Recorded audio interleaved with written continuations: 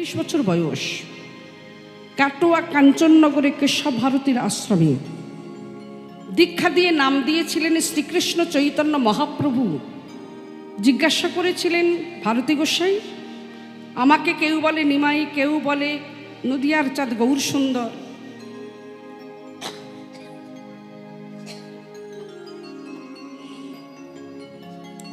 যে যার মনে আসে ভক্তের ভাব সেইভাবেই আমাকে ডাকে, কিন্তু তুমি কেন আমার নাম রাখলে শ্রীকৃষ্ণ চৈতন্য? বলছেন নিমাই, নিজের চৈতন্য না হলে তুমি অপরকে চৈতন্য করাবে কি করে? নিজ আচরি ধর্ম জীবের শিখায়।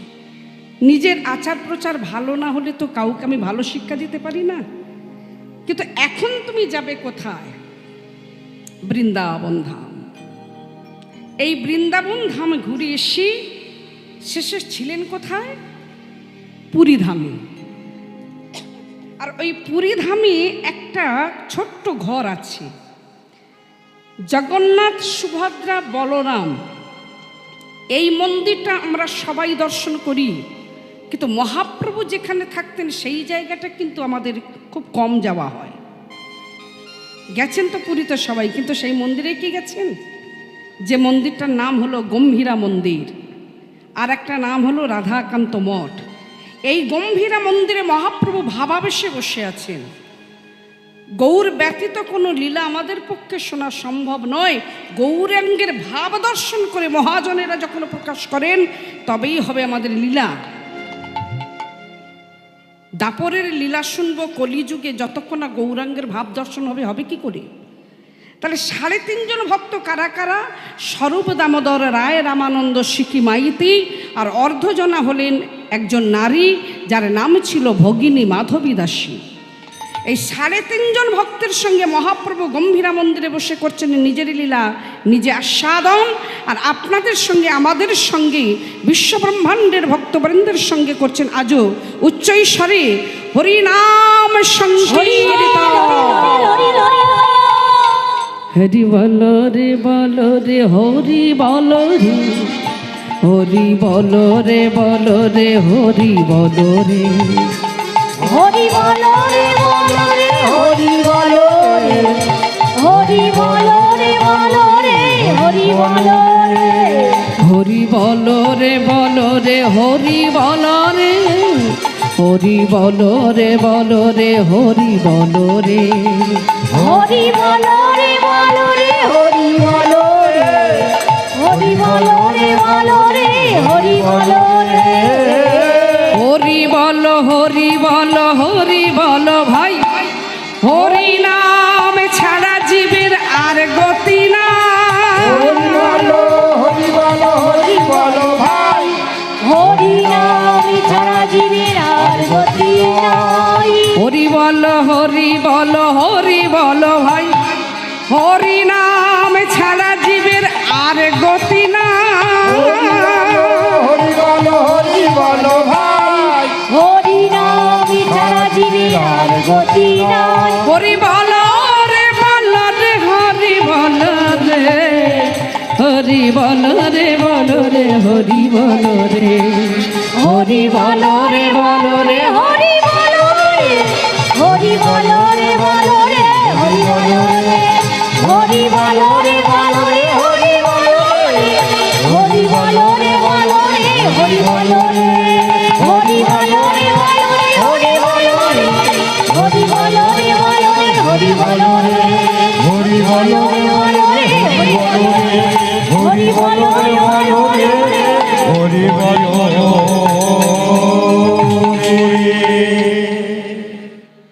বসে পড়লেন। কৃষ্ণকে এনে দাও। কে কৃষ্ণ? জানি না। তুমি তো কৃষ্ণ, ব্রজের ব্রজেন্দ্র নন্দন কৃষ্ণ কানাইয়া। তুমি তুমি নিজে কৃষ্ণ হয়ে আমাদেরকে বলছো কৃষ্ণ এনে দাও। ভগবান নিজে যদি বলেন আমাকে ভগবান এনে দাও, এটা কি সম্ভব? তুমি তো কৃষ্ণ।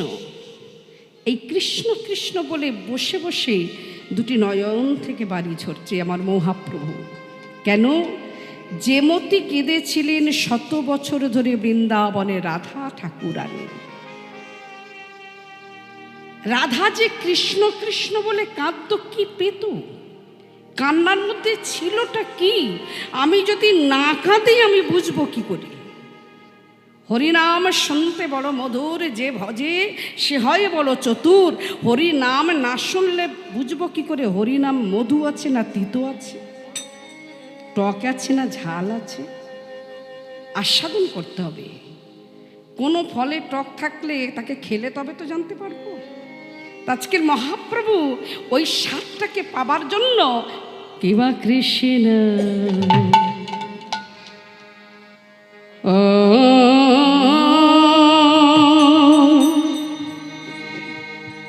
ও হে, একবার উলুধ্বনি। কৃষ্ণ ভাবনায় ভাবনিত আজ মরি রে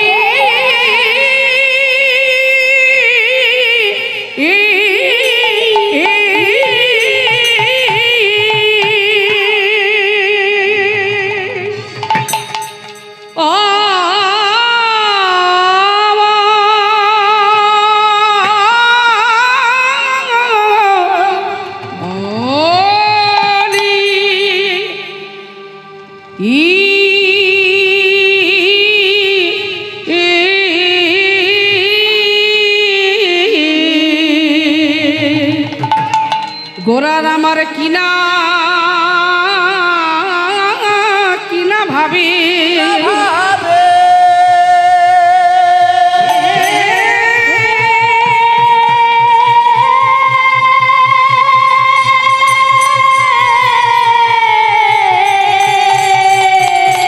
কিনা ভাবে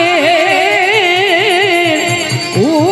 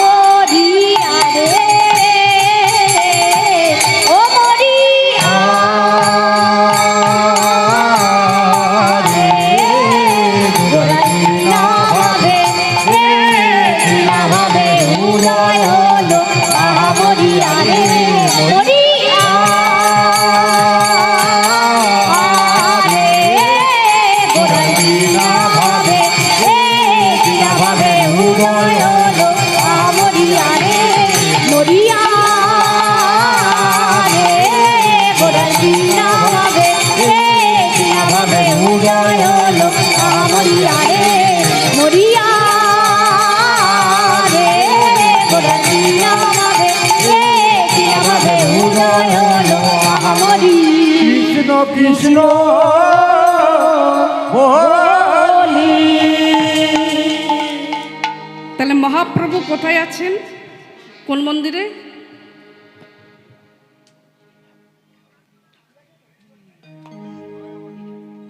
ও এই হলো আমার একটা মুদ্রা।